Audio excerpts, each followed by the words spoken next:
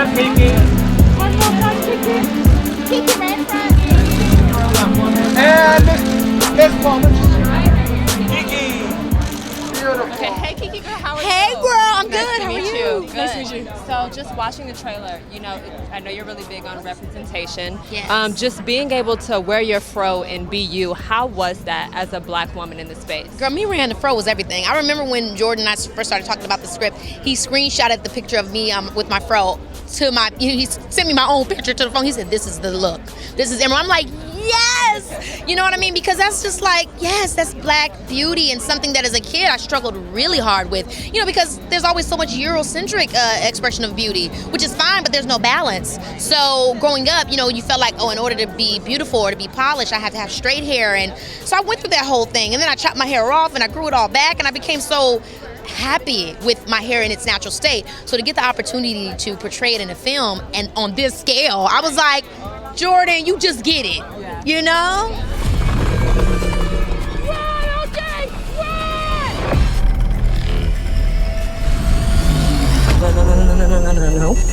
Hello, the man, the myth, the legend, Mr. Get Out as well.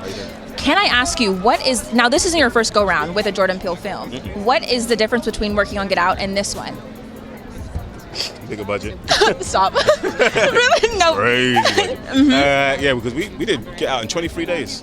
23 days. And we did this for like 3-4 months. Oh so my that was a big God. difference. It's just a big difference in scale and also ambition and like the set it still was contained, but the set was larger. Right. You know what I mean, it was larger than, it was just an incredible place in Agua Dulce. Right. So we kind And of- I mean, you know better than anybody that these movies are a phenomenon. They come with deeper meanings than what's on the surface.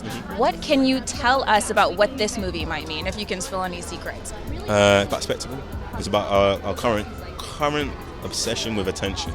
You see that, and how you can't not look away. Okay. Like, don't look up. Just, nope.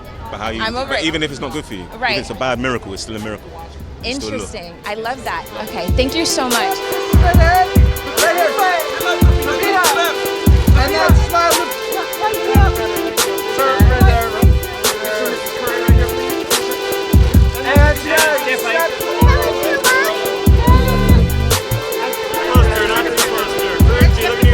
And I know, I'm trying to figure out what Coach, you quit, see that? Good going, good going. Thank you very much. I knew that would happen. I shot it over. We try to make a big summer blockbuster that you can enjoy whatever way you want. If you want to go in and you just smoke the big blunt and you want to go talk to your friend about some societal issues, you can do that. If you want to come and just relax and get away from it all and see Keke Palmer in the midst of a UFO, and that's what we got for you. So you come watch it however you want. Well, I love that you have, you know, the suit is kind of decked out with Yes. some movie references. That's right.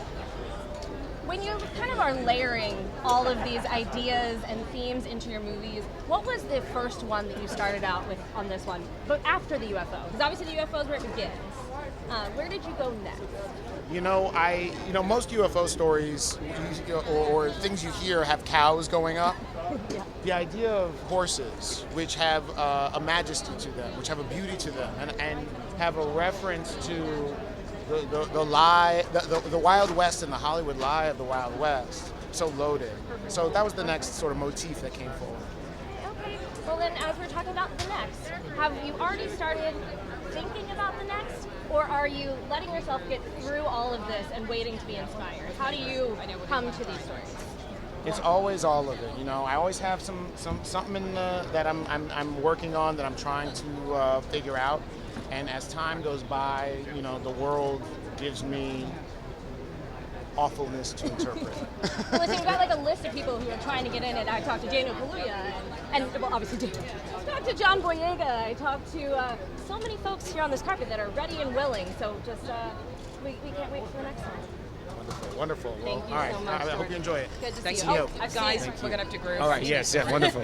Mr. Peele, you are Yes. now larger than life. When you sit down to think about the themes for these movies, what is it, an alter ego? What is it that you're thinking of when you're coming up with this? You know, there is an alter ego in a way. I like how you put that. There is a duality.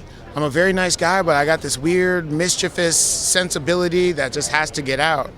And so, I basically, with this one, I viewed the world and I put it through my perspective, and it came out this big, scary adventure. And so anyway, so I wanted to put it into a big summer blockbuster. Thank you. Hello. How are you doing today? Good. How you doing? Good. You are Saving Grace from Get Out. I remember. I will not forget. None of us forget. How excited are you to see your friend Daniel and Jordan Peele's new movie today? I am ecstatic to see this movie. I like that I don't know anything. Not a thing. Because they won't really tell me anything, which is all good.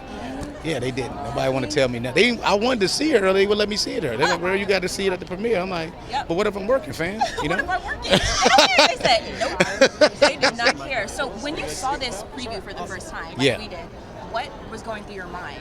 I started laughing. And the reason is because I know how Jordan works as far as like, you can see this trailer and still have no idea what this movie's about. And then they put out other trailers. So if you try to guess, it's like, oh, wait a minute. So y'all do know it's Alien. Mm-hmm. What? Like, what? Just like the rest of the audience. So when you did Get Out, you understand how, like you just said, Jordan Peele's mind works.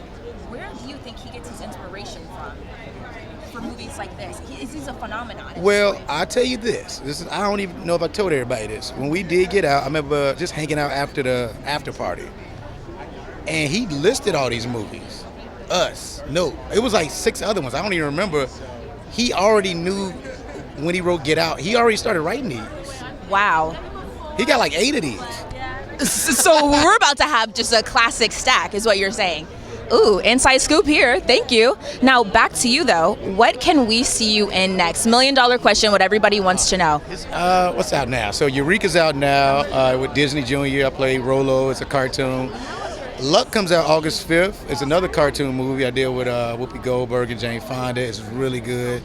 Another movie August 5th comes out called I Love My Dad with Patton Oswalt. Okay, busy. It's so funny and cringy. It's gonna be one of the cringiest, funniest things you've ever seen. And it's based off a true story, which is gonna blow people's mind even more.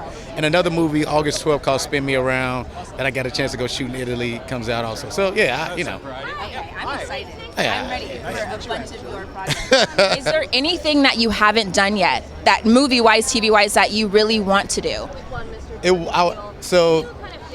Yeah, but I've done it now, and so I can't tell you everything.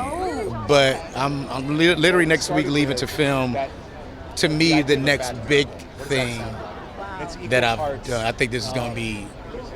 It's the reason why this beard is growing. That's all I'm going to say. Okay. Keep them guessing. Thank you. Well, thank you so much. I hope you enjoy the movie. Thank you so much for having me.